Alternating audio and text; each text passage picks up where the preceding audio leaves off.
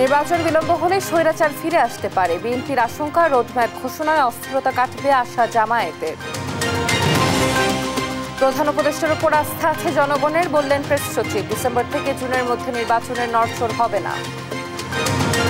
Professor Yunus বারবার বলেছেন election December থেকে জুনের মধ্যে হবে।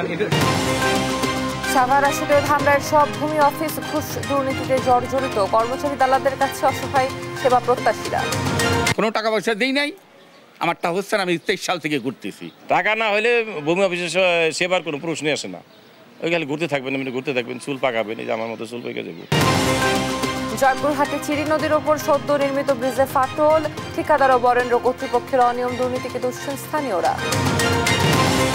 দেশে 5 কোটি মানুষ থাইরয়েড সমস্যায় ভুগছেন, 60% রোগী চিকিৎসার বাইরে, সচেতনতায় জোর বিশেষজ্ঞদের। বিদ্রোহী কবি কাজী নজরুল ইসলামের 126তম জন্মবার্ষিকী আজ, বাংলাদেশের অস্তিত্বে মিশে আছেন জাতীয় কবি।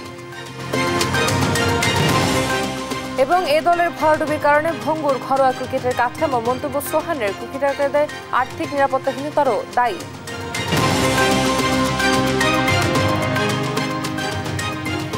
দেখছিলেন শিরোনামগুলো। সংবাদ সকালে আপনাদের সঙ্গে রয়েছি আমি অতশীষের। এবারে পুরো খবর।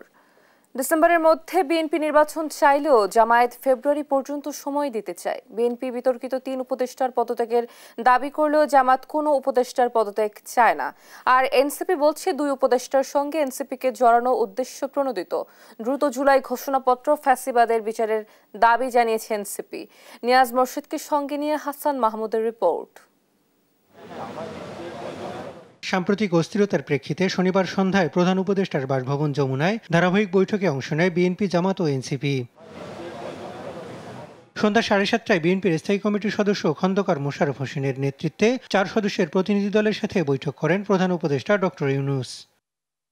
বৈঠক শেষে সাংবাদিকদের বিএনপি নেতারা জানান, উপদেষ্টা পরিষদের পুনর্গঠন সহ ডিসেম্বরের মধ্যে নির্বাচনের রোডম্যাপ ঘোষণার দাবি জানিয়েছেন তারা। বলেন, বিলম্বিত নির্বাচন হলে স্বৈরাচার ফিরে আসলে তার দায় সরকারকে নিতে হবে। একটি সুষ্ঠু নিরপেক্ষ নির্বাচনের মাধ্যমে বাংলাদেশকে গণতন্ত্রে উত্তরণের প্রক্রিয়া দ্রুত সম্পন্ন করা হবে। যে কোনো উছিলায় নির্বাচন যত বিলম্ব করা হবে, আমরা মনে করি জাতির কাছে আবার স্বৈরাচার পুনরায় ফিরে আসার ক্ষেত্র প্রস্তুত হবে।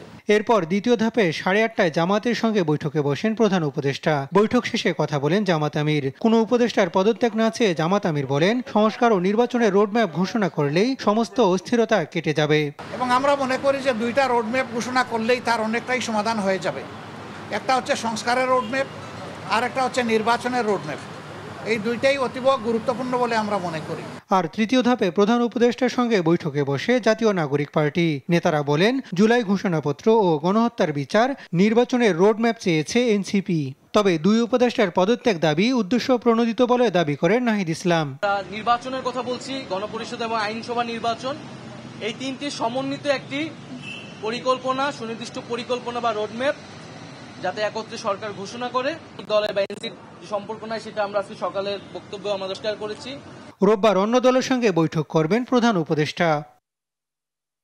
হাসান আল মাহমুদ, দেশ টিভি, ঢাকা। ডিসেম্বর থেকে জুনের মধ্যে নির্বাচনের সমর্থন দিয়েছে জামায়াত। এনসিপি জানিয়েছেন প্রধান উপদেষ্টার প্রেস সচিব শফিকুল আলম। শনিবার সন্ধ্যায় বিএনপি, জামায়াত ও এনসিপির সঙ্গে প্রধান উপদেষ্টার বৈঠক শেষে তিনি সাংবাদিকদের এ কথা জানান। তিনি বলেন, ডিসেম্বর থেকে জুনের 30 তারিখের মধ্যে নির্বাচন হবে, এর বাইরে যাবে না বলে জানিয়েছেন প্রধান উপদেষ্টা। প্রেস সচিব আরও বলেন, স্থানীয় নির্বাচনে জোর দিয়েছে এনসিপি। আওয়ামী লীগের আমলের সব নির্বাচন অবৈধ ঘোষণা চেয়েছে তারা। বিএনপি, জামায়াত ও এনসিপি প্রধান উপদেষ্টার পদত্যাগ নয়, তাকে সমর্থন জানিয়েছে। তাছাড়া দেশের জনগণের প্রধান উপদেষ্টার উপর আস্থা আছে বলেও জানান প্রেস সচিব।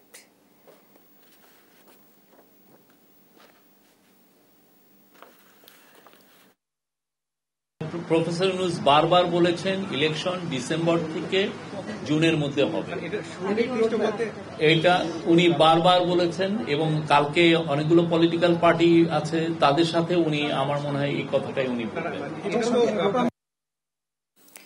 এদিকে উপদেষ্টা পরিষদের অনির্ধারিত বৈঠকের বিষয়ে বিবৃতি দিয়েছে সরকার। এতে বলা হয়, যদি পরাজিত শক্তির ইন্ধন এবং বিদেশি ষড়যন্ত্রের অংশ হিসেবে সরকারের ওপর আরোপিত দায়িত্ব পালন অসম্ভব করে তোলা হয়, তবে সরকার সব কারণ জনসমক্ষে উত্থাপন করে পরবর্তী সিদ্ধান্ত নেবে। বিকেলে প্রধান উপদেষ্টার ফেসবুক পেজে এ বিবৃতি দেওয়া হয়। এতে আরও বলা হয়, বৈঠকে অন্তর্বর্তী সরকারের ওপর অর্পিত 3টি প্রধান দায়িত্ব, নির্বাচন, সংস্কার ও বিচার বিষয়ে বিস্তারিত আলোচনা হয়।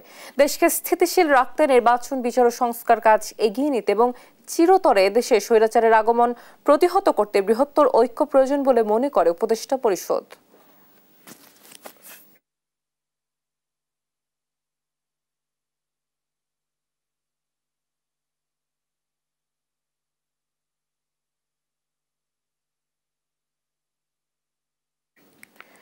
সাবেক আইনমন্ত্রী আনিসুল হকের ঘনিষ্ঠ তৌফিকা আফতাব ওরফে তৌফিকা করিমের ৮৮টি হিসাবে ৩৭৪ কোটি টাকা সন্দেহজনক লেনদেনের অভিযোগে মামলা করেছে দুর্নীতি দমন কমিশন দুদক।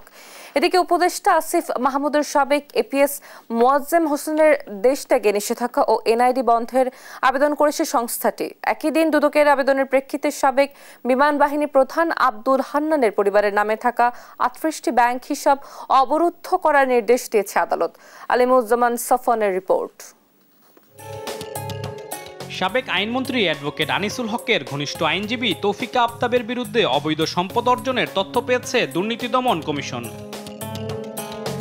শনিবার নিয়মিত সংবাদ সম্মেলনে দুদকের উপপরিচালক আক্তারুল ইসলাম বলেন, তার বিরুদ্ধে ৫৬ কোটি টাকার বেশি জ্ঞাত আয় বহির্ভূত সম্পদ অর্জনের অভিযোগ পাওয়া গেছে। এছাড়া তৌফিকা আফতাবের মোট ৮৮টি ব্যাংক হিসাবে ৩৭৪ কোটি ৫১ লাখ টাকা সন্দেহজনক লেনদেন করার অভিযোগে মামলা করেছে সংস্থাটি। ৫৬ কোটি ৬১ লাখ ৫৬,২৯৮ টাকা আর ৮৮টি ব্যাংক হিসাবের মাধ্যমে তিনি সন্দেহজনক লেনদেন করেছেন ৩৭৪ কোটি ৫১ লাখ ৪৭,৯৮৪ টাকা। অভিযোগ সংশ্লিষ্ট তৌফিকা আফতাব ওরফে তৌফিকা করিমের বিরুদ্ধে দুর্নীতি দমন কমিশন আইন ২০০৪ এর ২৭-১ ধারায়, মানি লন্ডারিং প্রতিরোধ আইন ২০১২ সংশ্লিষ্ট ধারায় কমিশন একটি মামলা রুজুর সিদ্ধান্ত নিয়েছে। এদিকে উপদেষ্টা আসিফ মাহমুদ সজীব ভুঁইয়ার সাবেক এপিএস মোয়াজ্জেম হোসেনের দেশ থেকে নিষেধাজ্ঞা ও এনআইডি বন্ধের আবেদন করেছে দুর্নীতি দমন কমিশন। একই দিন দুদকের আবেদনের প্রেক্ষিতে সাবেক বিমান বাহিনী প্রধান শেখ আব্দুল হান্নান, তার স্ত্রী তাহমিদা বেগম ও ছেলে শেখ লাবিব হান্নানের নামে থাকা ৩৮টি ব্যাংক হিসাব অবরুদ্ধের আদেশ দিয়েছে আদালত। এদিকে ন্যাশনাল ব্যাংকের ঋণ জালিয়াতির মামলায় দুদকের আবেদনের প্রেক্ষিতে শিকদার গ্রুপের পারভিন হক শিকদার সহ ১৫ জনের দেশ থেকে নিষেধাজ্ঞা দিয়েছে আদালত। আলিমুজ্জামান সাফওয়ান, দেশ টিভি, ঢাকা। নগদে গুনে গুনে নেন ঘুষ। নগদে না থাকলেও সমস্যা নেই, আছে বিকাশে ঘুষ নেওয়ার ব্যবস্থা। পুরো অফিসের নিয়ন্ত্রণ দালালদের হাতে। এসবই সাভার, আশুলিয়া ও ধামরাইয়ের ভূমি সংক্রান্ত সব অফিসের বাস্তব চিত্র। ঘুষ ছাড়া এসব অফিসে হয় না কোনো কাজ। কর্মকর্তা, কর্মচারী আর দালালদের কাছে রীতিমতো অসহায় সেবা প্রত্যাশীরা। ভূমি সংক্রান্ত অফিসের দুর্নীতি নিয়ে দেওয়ান ইমনের ৩ পর্বের ধারাবাহিক প্রতিবেদনের আজ দেখুন শেষ পর্ব। গুনে গুনে ঘুষ নেওয়ার এই চিত্র ধামরাইয়ের সোয়াপুর ইউনিয়ন ভূমি অফিসের। অফিসটিতে ২ জন কর্মকর্তা থাকার কথা থাকলেও কাজ করছেন অনেকে, যাদের মাধ্যমেই চলে ঘুষ লেনদেন। আর এই অফিসের ভূমি সহকারী কর্মকর্তা ঘুষ নেন বিকাশে। ভূমি অফিসের চেয়ারে বসে ঘুষ লেনদেন করা ব্যক্তি ভিডিও ধারণের বিষয়টি বুঝতে পেরে দ্রুত সটকে পড়েন। ঠিক মতন ভাবে উনি প্রতিবেদন দিচ্ছিলেন না দেওয়ার কারণে পরবর্তীতে ওনার সাথে আমার একবার সরাসরি আমার এক ভাতিজার মাধ্যমে কথা হয়। উনি ১.৫ লক্ষ টাকা চায়। আমার এই বিষয়ে আমার বক্তব্য নয়, আমি কোনো কারোর কাছ থেকে কোনো লেনদেন করিনি। ধামরাই সাব রেজিস্ট্রার অফিসের অফিস সহকারী আব্দুর রহমানের অর্থ লেনদেনের এই ভিডিও এখন সোশ্যাল মিডিয়ায় ভাইরাল। ভিডিও ভাইরালের পর অফিসেও অনিয়মিত তিনি। আশুলিয়া এসিল্যান্ড অফিসের ওয়েটিং রুমে বসে কাঁদছেন ৫০ ঊর্ধ্ব এক নারী। জালিয়াতির মাধ্যমে পাশের জমির মালিক খারিজ করে নিয়ে গেছেন তার জমির একাংশ। হারানো জমি ফিরে পেতে মিসকেস করে আদেশের অপেক্ষায় ঘুরছেন প্রায় ২ বছর। এর মধ্যে বিভিন্ন ব্যক্তিকে দিয়েছেন ৪০,০০০ টাকা। তবুও সমাধান না পাওয়ায় খোদ এসিল্যান্ড অফিসে বসেই কাঁদছেন তিনি। হয়রানির ভয়ে সরাসরি ক্যামেরার সামনে কথাও বলতে চান না তিনি। ভুক্তভোগীদের অভিযোগ, আশুলিয়া এসিল্যান্ড অফিসের দালাল সিন্ডিকেট ও অনিয়ম দুর্নীতির মাস্টারমাইন্ড কানুঙ্গো হাবিব টাকা খারিজ সবই আমার নামে, কিন্তু ওই যে খারিজ করে নিয়ে গেছে তারা বেশি। সম্পূর্ণ মিথ্যা কথা। আমার এনে যে সমস্ত লোক আসতেছে বসতেছে, আমি মূল দলিল দেখে সবাই এক করে মিলাই দিতেছি, সঙ্গে সঙ্গে সব সারি দিতেছি। সাভার, আশুলিয়া ও ধামরাইয়ের ভূমি অফিসে সেবা নিতে আসা ব্যক্তিদের জিম্মি করে জমির খারিজ, মিসকেস, খতিয়ান ফি, রেকর্ড সংশোধন ও নামজারির নামে লাখ লাখ টাকা হাতিয়ে নিচ্ছেন দালাল সিন্ডিকেট। আমি কোনো টাকা পয়সা দিই নাই, আমার তাহসান আমি 23 সাল থেকে ঘুরতেছি। টাকা না হলে ভূমি অফিসে সেবার কোনো প্রশ্নই আসে না। ওই খালি ঘুরতে থাকবেন, ঘুরতে থাকবেন, চুল পাকাবেন, এই যে আমার মতো চুল পেকে যাবো। আমি দালাল ধরি না, এটা আমার ব্যর্থতা বলতে পারেন। সাভার সচেতন নাগরিক কমিটির প্রতিনিধিরা বলছেন, সুনির্দিষ্টভাবে ভূমি খাতের দুর্নীতিবাজদের সম্পদ সরকারি কোষাগারে আনার পাশাপাশি শাস্তির ব্যবস্থা করা গেলে দুর্নীতি প্রতিরোধ করা সম্ভব। ভূমিতে যারা দুর্নীতি করে এরা সুনির্দিষ্টভাবে ধরে এদের সম্পদ যেগুলো করেছে এটা সরকারের কোষাগারে যদি আনা যায় আর তাদের যে শাস্তির ব্যবস্থা করা যায়, তাহলে ভূমিতে দুর্নীতি বহুলাংশে কমে যাবে। ভূমি খাতে সেবা প্রত্যাশীদের হয়রানি ও দুর্নীতি বন্ধে দুদককে জোরালো পদক্ষেপ নেওয়ার দাবি সচেতন মহলের। দেওয়ান ইমন, দেশ টিভি, সাভার। জয়পুরহাটে চিরি নদীর ওপর সদ্য নির্মিত ব্রিজে ফাটল দেখা দিয়েছে। একই সঙ্গে দেবে যাচ্ছে ব্রিজের অংশ। এর জন্য ঠিকাদার ও বরেন্দ্র কর্তৃপক্ষের অনিয়ম দুর্নীতিকে দায়ী করছেন স্থানীয়রা। ঠিকাদারও স্বীকার করেছেন, ব্রিজ নির্মাণে তাদের পূর্ব অভিজ্ঞতা ছিল না। ঠিকাদারকে বিল পরিশোধ করা হলো বিষয়টি অস্বীকার করেছেন নির্বাহী প্রকৌশলী। সহকর্মী রেজাউল করিম রেজার পাঠানো তথ্যছবিতে জানাচ্ছেন অঙ্কন চৌধুরী। জয়পুরহাট সদর উপজেলার উত্তর জয়পুর এলাকার চিরি নদীর উপরে 65 ফিট দীর্ঘ একটি সাবমার্সিবল ও ফুটওভার ব্রিজ নির্মাণ করে বরেন্দ্র বহুমুখী উন্নয়ন কর্তৃপক্ষ। 2024 সালের 25 মার্চ 72 লাখ টাকার প্রকল্পটি নির্মাণ কাজ শুরু করে রাজশাহীর রফিক অ্যান্ড মিম ব্রাদার্স। নির্মাণ কাজ শেষে বুঝে নেয় বরেন্দ্র কর্তৃপক্ষ। স্থানীয়দের অভিযোগ, ব্রিজের নির্মাণে নিম্নমানের সামগ্রী ব্যবহার করা হয়েছে। কাজ চলাকালীনই বরেন্দ্র কর্তৃপক্ষ 57 লাখ টাকার বিল পরিশোধ করে। বর্তমানে সেতুতে ফাটল দেখা দিচ্ছে এবং দেবে যাচ্ছে, ফলে নদীর দুই পারের মানুষ ঝুঁকিপূর্ণভাবে চলাচল করছে। দায়ীদের শাস্তির দাবি জানান স্থানীয়রা। আমরা কঠোরভাবে আর বিচার চাই এবং শাস্তির দাবি চাই। এরা কি জন্য এই কাজটা খারাপ করলো? সব গ্রামের মানে সবাই বলেছে, কিন্তু ওরা কাজ করেনি। ওই ঠিকাদার আমাদেরকে মেজাজ দেখাচ্ছে, আপনারা বেশি বুঝেন এরকম বলে। বালুমাটিতে ব্রিজ নির্মাণ করা উচিত হয়নি বলে স্বীকার করেন ঠিকাদারি প্রতিষ্ঠান। ওখানে বালু মাটিতে ওখানে ব্রিজটা করা উচিত হয়নি, এই অভিজ্ঞতা আমাদেরও ছিল না, অফিসের মনে এই অভিজ্ঞতা ছিল না, যার জন্য ব্রিজটা টুকরা খেয়ে গেছে। যেভাবে করলে ব্রিজটা টিকবে সেভাবে করতে আমরা করে দিব। ইতিমধ্যে ঠিকাদারকে 57,73,052 টাকা বিল দেওয়া হয়েছে বলে জানান বিএমডি এর সহকারী প্রকৌশলী। ঠিকাদার প্রাথমিকভাবে কাজ করে সে 57,73,542 টাকার বিল গ্রহণ করেছেন। অবশিষ্ট বিল আমাদের কর্তৃপক্ষ স্থগিত করে দেন। তবে ঠিকাদারকে বিল দেওয়ার কথা অস্বীকার করে অনিয়মকারীদের বিরুদ্ধে আইনগত ব্যবস্থা নেওয়ার কথা জানান বিএমডি এর নির্বাহী প্রকৌশলী। আমাদের উচ্চ পর্যায়ে একটি কমিটি যে ডিজাইন করে দিবেন এবং সেই অনুসারে এখানে ত্রুটিটা সংশোধন করা হবে। এই বিষয়ে যদি কারো কোনো গাফিলতি থাকে তার বিরুদ্ধে যথাযথ প্রমাণ সাপেক্ষে আইনগত ব্যবস্থা নেওয়া হবে। জনগণের টাকায় ব্রিজ নির্মাণের পরপরই এমন ফাটল ও দেবে যাওয়া মেনে নিতে পারছে না স্থানীয়রা, তাই পুনর্নির্মাণ চান তারা।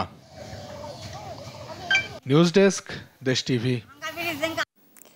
দেশের প্রায় 5 কোটি মানুষ থাইরয়েডের সমস্যায় ভুগছেন, যাদের 60% রোগী থেকে যান চিকিৎসার বাইরে। সম্প্রতি বাংলাদেশ মেডিকেল বিশ্ববিদ্যালয়ের গবেষণায় দেখা যায়, প্রতি 2300 শিশুর মধ্যে একজন থাইরয়েড জনিত জন্মগত ত্রুটি নিয়ে জন্মায়। তাই গর্ভধারণের আগে ও গর্ভাবস্থায় থাইরয়েড পরীক্ষা বাধ্যতামূলক করার পরামর্শ বিশেষজ্ঞদের। এমন প্রেক্ষাপটে আজ 25শে মে বিশ্বব্যাপী পালিত হচ্ছে বিশ্ব থাইরয়েড দিবস। হাসানান মাহমুদের রিপোর্ট। এখন স্কয়ারও প্রথমে গিয়ে নাহিদা সুলতানা মুন্সিগঞ্জের এই স্কুল শিক্ষক গেল কয়েক মাস ধরে ক্লান্তি, দুশ্চিন্তা ও মানসিক বিষণ্ণতায় ভুগছিলেন। মাসখানেক আগে গলায় ফোলা ভাব দেখে প্রথমে টিউমার জাতীয় কিছু মনে করেন। টের পেলাম যে আমার গলার মধ্যে কিছু একটা দেখা যাচ্ছে, ছোট গোলাকৃতি, এরকম আন্দাজ করেই ফার্স্টে আইডেন্টিফাই করে। ধানমন্ডির থাইরয়েড সেন্টারে আসা কেরানীগঞ্জের নাজনীন সুলতানা চিকিৎসা নিচ্ছেন 15 বছর। এ সেন্টারে চিকিৎসা নিতে আসা অধিকাংশ রোগী দীর্ঘমেয়াদে থাইরয়েড সমস্যায় ভুগছেন। তো তখন ওনারা টেস্ট করে বলছে যে না, আপাতত এখনো হয় নাই, কোনো সমস্যা নাই, তবে এটা বারবার একটু চেকআপের মধ্যে থাকতে হবে। তো হাঁটাচলা করতে পারতো না, বসতে পারতো না, পুরো 19 মাসে হাঁটা শিখছে। আমার শরীর দুর্বল লাগে, হাত পা জ্বালাপোড়া করে, তারপর মাথা ঘুরায়, অস্থির অস্থির ভাব। আমি আজকে 8-9 বছর ধরে এরকম, আগে আর হ্যাংলা আসলাম। আমি ওজন শুধু বাড়তে থাকে, কোনো ওজন কমে না।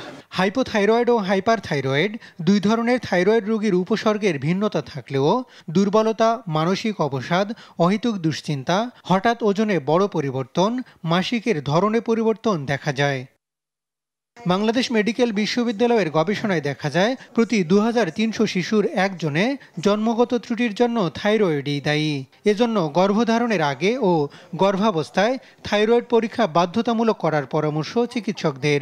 সন্তান গর্ভে চলে এসছে, তাহলে তারা তখন মায়ের অবশ্যই TSH আর T4টা টেস্ট করবে যে তার কোনো থাইরয়েডের অসুবিধা আছে কিনা। যদি তার থাইরয়েডের ডেফিসিয়েন্সি থাকে, মানে হাইপো থাকে অথবা হাইপার থাকে, তাহলে সেই মোতাবেক তাকে চিকিৎসা দিবে গাইনোকোলজিস্ট। দেশে প্রায় 5 কোটি মানুষ থাইরয়েড সমস্যায় ভুগছেন, যাদের প্রতি 7 জনের 5 জনই নারী। অসচেতনতায় প্রথমে রোগটি শনাক্ত না হওয়ায় জটিলতা বেড়ে যায় বলে জানান বিশেষজ্ঞরা। যে হাইপোথাইরয়েডে মাসল ওয়েস্টিং হয়, মাসল ওয়েস্টিং যদি খুব সিভিয়ার হয় তখন কিন্তু সেটা ব্যাক করা সম্ভব না। তো এরকম হাইপার সকল ক্ষেত্রেই কিন্তু আপনি আর্লি চিকিৎসা দরকার। একটা জন্মগত ত্রুটি যদি থাকে বা জন্মগত থাইরয়েড যদি থাকে, আপনি যদি 2 সপ্তাহ থেকে 1 মাসের ভিতর তাকে ট্রিটমেন্টের আওতায় না নেন, তাহলে সেই বাচ্চার ব্রেইন কিন্তু কর্মক্ষমতা হারাবে।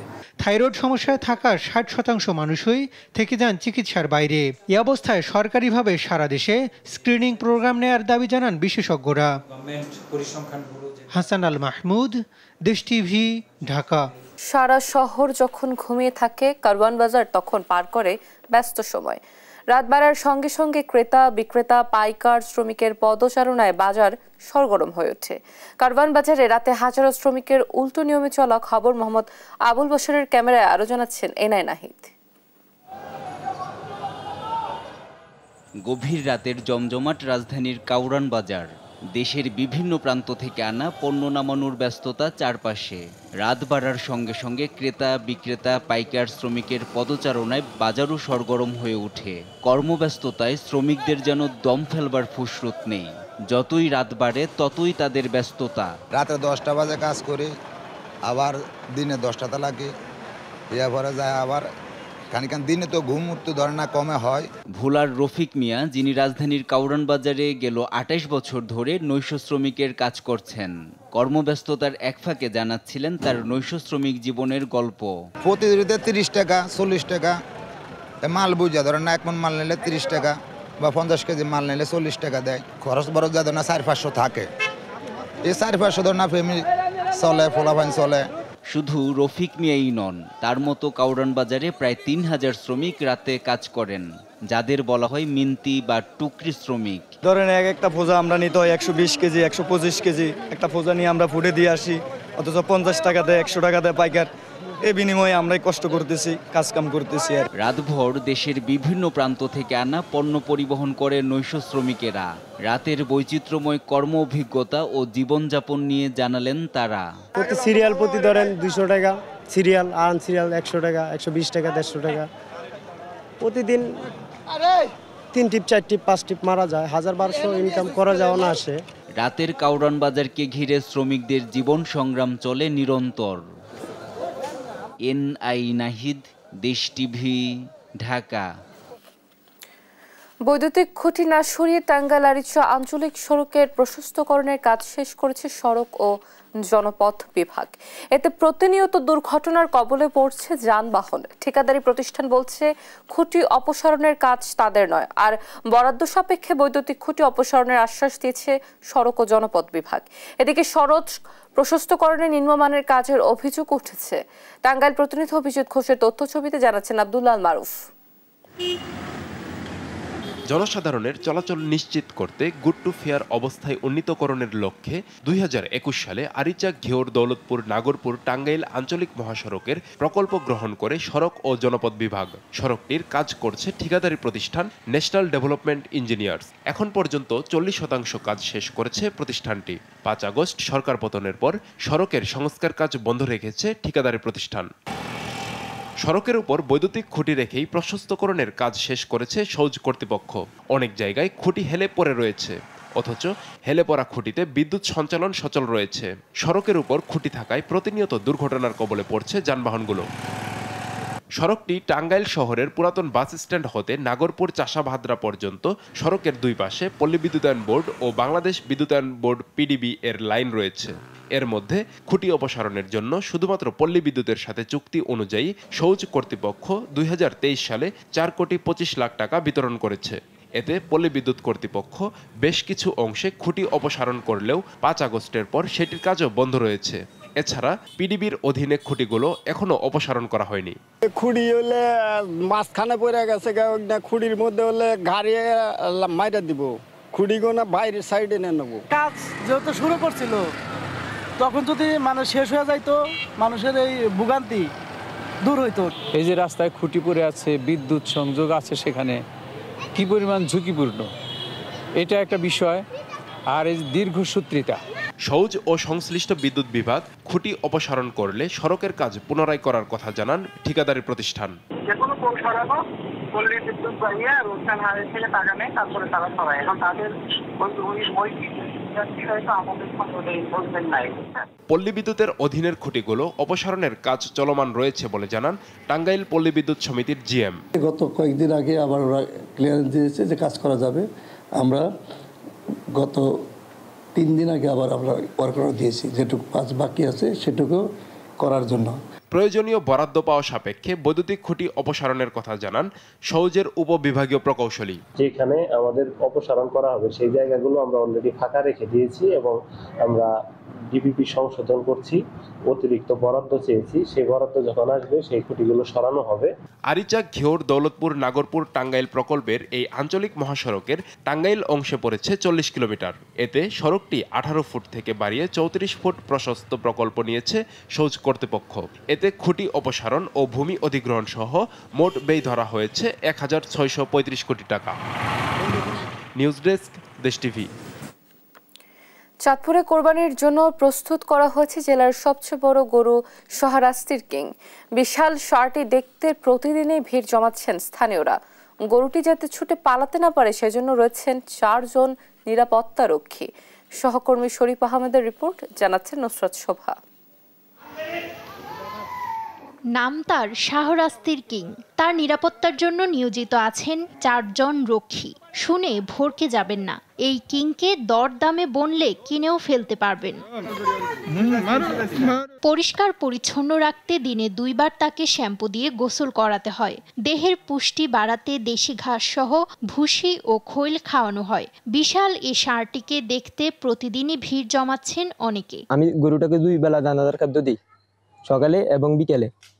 এই গরুটাকে শ্যাম্পু দিয়ে গোসল করে 2 বেলা। আমরা আসছি বড় গরু দেখার জন্য, এখানে এত বড় গরু আছে, আমার বয়সে আমি আর দেখি নাই এত বড় গরু। খামার থেকে বের হয়ে মুক্ত পরিবেশ পেলেই ছুটতে শুরু করে শাহরাস্তির কিং। যাতে ছুটে পালাতে না পারে সেজন্যই 4 জন নিরাপত্তা রক্ষী সবসময় তার দেখভাল করেন। শাহরাস্তির কিং বর্তমানে চাঁদপুরের শাহরাস্তিতে তাকে লালন পালন করা হচ্ছে। বয়স 3.5 বছর, ওজন প্রায় 25 মণ।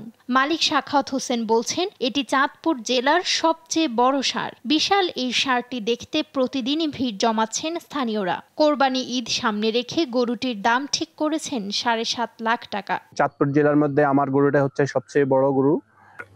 দীর্ঘদিন আমি আমার এই গরুটাকে যত্ন করে লালন পালন করেছি। বড় গরুগুলো অনলাইনের মাধ্যমে বেশি কেনা বেচা হয়, তাই খামারিদের বড় ধরনের গরু অনলাইনের মাধ্যমে বিক্রি করার পরামর্শ দেন প্রাণী সম্পদ কর্মকর্তা। গরু যেহেতু এটা বড় গরু, এটা বিক্রির চাহিদা কম থাকবে, আপনার পুরো খামারে একটা অনলাইন পেজ করবেন।